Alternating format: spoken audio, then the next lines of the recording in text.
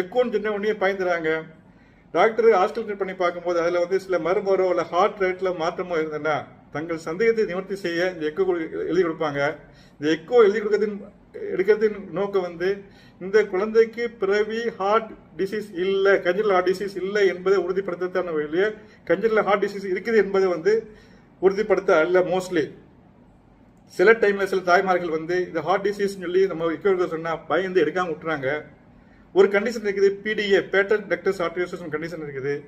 இதை எக்கோ மூலமா சீக்கிரமா கண்டுபிடிச்சுன்னா ஒரு இண்டோமெட்ரியேஷன் இன்ஜெக்ஷன் மூலமாகவோ அல்லது வந்து ஒரு ப்ரூஃபன் சிரப் மூலமாகவோ வெறும் 50 ரூபா தான் ஆகும். அதை வச்சு இந்த பிடிஏ க்ளோஸ் பண்ணக்கூடிய முழுமையா சிகிச்சை பண்ணக்கூடிய முறை இருக்கிறது. ஒரு சமயம் இந்த எக்கோ பண்ணாம லேட்டா பண்ணி பிடிஏ பின்னாடி கண்டுபிடிக்கப்பட்டால் அந்த பிடிஏ க்ளோஸ் பண்றதுக்கு சர்ஜரி பண்ணணும், ப்ரொசீஜர் பண்ணணும், பல லட்சம் செலவாகும். அதனால உங்க டாக்டர் உங்க